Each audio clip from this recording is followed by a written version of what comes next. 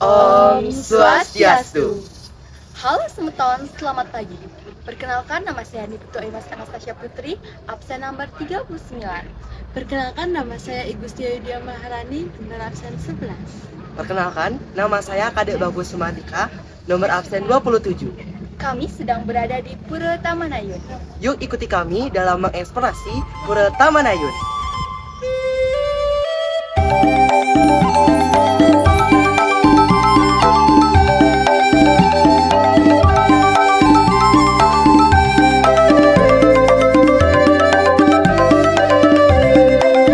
Sebelum mulai eksplorasi pada hari ini, kami bertiga bersembahyang terlebih dahulu di bagian pura utama Pura Taman Ayun.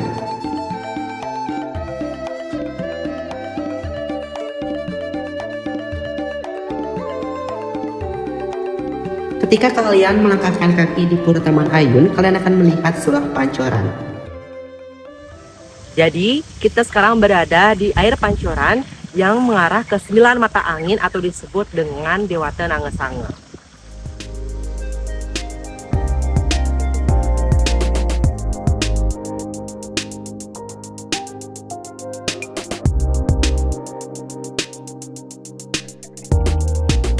Pura Tamanayun merupakan pura paibon atau padarman Raja Mengui untuk memuja roh leluhur dari raja-raja yang diwujudkan dengan dibangunnya sebuah gedong paibon serta dibangun pula meru-meru untuk pemujaan dan persembahyangan kepada para dewa bagi masyarakat kerajaan Mengui dalam memohon kesejahteraan. Dan Pura Tamanayun berlokasi di Kecamatan Mengui, Kabupaten Badung, Bali, Indonesia. Pura Tamanayun merupakan peninggalan kerajaan bersejarah dari adanya eksistensi Kerajaan Mengui. Pura Tamanayun dibangun pada abad ke-17, tepatnya dimulai tahun 1632 dan selesai pada tahun 1634 oleh Raja Kerajaan Mengui yang pada saat itu mempunyai nama lain Kerajaan Mangupura, Mangaraja, dan Kawiyapura. Raja yang memimpin pada saat itu yaitu I Gusti Agung Putu. Dalam pembangunan Pura Tamanayun, ia dibantu oleh arsitek yang berasal dari seorang keturunan Tiongkok dari Banyuwangi yang bernama Ing Kwang Gua, yang juga sering disebut Ikacorekan dari Raja Mengui. Pura Tamanayun merupakan pura keluarga bagi kerajaan Mengui. Awalnya, pura ini didirikan karena pura-pura yang ada pada zaman itu jaraknya terlalu jauh untuk dijangkau oleh masyarakat Mengui. Maka dari itu, sang raja mendirikan sebuah tempat pemujaan dengan beberapa bangunan sebagai pengawangan atau simbol. Dari 9 pura utama yang ada di Bali seperti Pura Besakih, Pura Ulu Danu, Pura Batur, Pura Uluwatu, Pura Batu Kawu, dan pura utama lainnya yang ada di Bali. Dengan kedatangan Sri Narayana Krishna ke Pakistan bersama para Arya di Bali, di mana pada saat itu berkuasa Sri Aji Agung Gede dengan gelar I Gusti Agung Ngurah Made Agung. Kedatangan beliau didengar oleh Empu Kekeran bahwa beliau diiringkan oleh Sri Wahu datang menurunkan Pangeran Nyuhaya dan juga Pangeran Asak yang nantinya akan menurunkan Arya Wangbang. Pangeran Nyuhaya kemudian digantikan oleh putranya Krian Petandekat dan juga Pangeran Asak berputra Krian Dauh dan I Gusti Nginte. Kemudian I Gusti Nginte bergabung dengan Sri Agung Bekung yang diceritakan I Gusti Agung Ngurah Made Agung digantikan oleh Sri Agung Sagening yang kemudian menurunkan putra-putra Gegel. Permaisuri beliau adalah Ni Gusti Bakas, Ni Gusti Mimba, serta Ni Gusti Kacang Pau. Putra beliau diantaranya Krian Kalanganyar yang menurunkan I Gusti Agung Limade. Beliaulah yang menurunkan nantinya Krian Batu Lempang dan Krian Bulingkit yang menjadi raja di Badung yang bersama di Mimba. Gusti Agung Limade menurunkan 3 orang yang bernama I Gusti Agung Putu, Ni Gusti Sri Ayu Madi, dan I Gusti Agung. I Gusti Sri Ayu diambil oleh Sang Pandia Wanasara yang tidak mendapat persetujuan sehingga Sang Pandia menemui acara tersebut. Empu Kekeran bertahta di Blambangan di atas Kejata untuk menampingi Sri Aji di Sampalangan. Ketika ia datanglah Arya Abian Tubung untuk mencari Idewa ketertarukan untuk diangkat menjadi Raja Tijakel. Luas Pura Taman Ayun berkisar sekitar 100 kali 250 meter persegi. Karena Pura Taman Ayun ini memiliki pemandangan alam yang indah dan juga bersejarah, tidak heran jika pada 2002 pemerintah Provinsi Bali mengusulkan ke UNESCO agar Pura Taman Ayun menjadi salah satu World Heritage List. Pura Taman Ayun diresmikan oleh UNESCO pada 2012 sebagai salah satu warisan budaya UNESCO.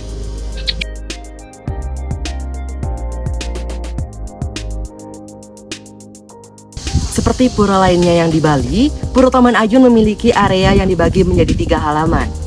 Biasanya disebut Tri Mandala. Terdiri dari Niste Mandala, Jaba Mandala, Jaba Tengah, Utama Mandala, dan Jerawan. Halaman pertama disebut dengan Jaba, yang bisa dicapai dengan hanya melewati satu-satunya jembatan kolam dan pintu gerbang. Begitu masuk, kita akan melihat tugu kecil yang fungsinya untuk menjaga pintu masuk, dan di sebelahnya terdapat bangunan luas atau wantilan, di mana sering diadakan serabung ayam atau acara adat. Di halaman ini juga terdapat tunggu air mancur yang mengarah ke 9 mata angin. Sambil menuju ke halaman berikutnya, di sebelah kanan jalan terdapat sebuah komplek pura kecil dengan nama Pura Luhuring Purnama. Area ketiga atau halaman kedua posisinya lebih tinggi dari halaman pertama. Untuk masuk ke halaman ini, pengunjung harus melewati pintu kedua gerbang tersebut. Begitu masuk, pandangan akan tertuju pada sebuah bangunan atau aling-aling balai pengubegan yang dihiasi dengan revisi penggambaran Dewata Nangasanga atau 9 penjaga arah mata angin. Dan juga terdapat balai diantaranya Balai Joli, Balai Gong, Balai Kulkul, dan Balai Penataran atau Dapur. Di sebelah timur halaman ini, ada pura kecil disebut Pura Dalam Beka. Sedangkan di dalam pojok sebelah barat terdapat sebuah balai kulkul menjulang tinggi. Area keempat atau halaman terakhir adalah yang tertinggi dari yang paling suci. Pintu gelung yang paling tengah akan dibuka pada saat upacara. Tempat keluar masuknya area dan peralatan upacara lain. Sedangkan gerbang yang di kiri kanannya adalah masuk keluarnya kegiatan sehari-hari di pura tersebut. Di halaman ini terdapat beberapa miru yang menjulang tinggi dengan berbagai ukuran dan bentuk. 3 halaman di pura ini melambangkan 3 kronologi dunia. Yang paling bawah adalah tempat dunia manusia. Ke tingkat dunia yang lebih suci tempatnya bersemayam para dewata. Serta yang terakhir melambangkan sorga, tempat bersemayam Tuhan Yang Maha Esa, seperti dikisahkan dalam cerita kuno Adipati, keseluruhan kompleks yang menggambarkan Gunung Mahameru yang menguapkan di tengah lautan susu.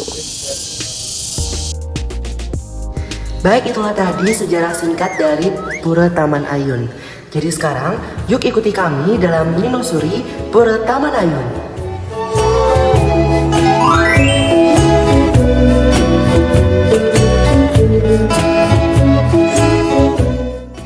Halo Semeton. Oke, kali ini kita sedang berada di patung Dewi Sri. Yuk ikuti kami. Boko-boko tiang melipo he Aji satu stete Mare bakat anak bagus peceng Jurek-jurek semental alang-alang Boko-boko tiang melipo he. Oke, jadi kita lagi berada di galeri pertama Pura Taman Ayun. Yuk ikut masuk sama kami. Peceng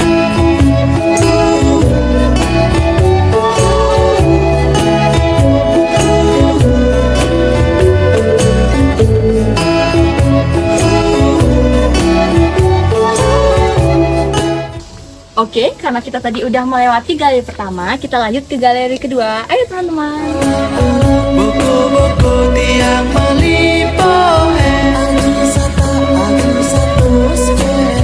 Mare bakat. Lanjut ke ruangan terakhir yaitu teater. Yuk masuk.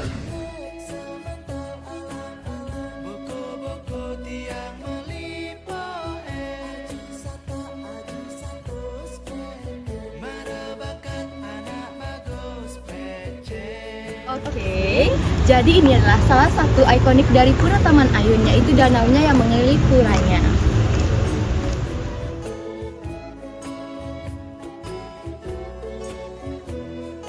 Nah, setelah berkeliling di pura pasti kalian haus kan? Di sini juga ada menyediakan kantin untuk kalian jika ada yang haus atau tidak makan bisa.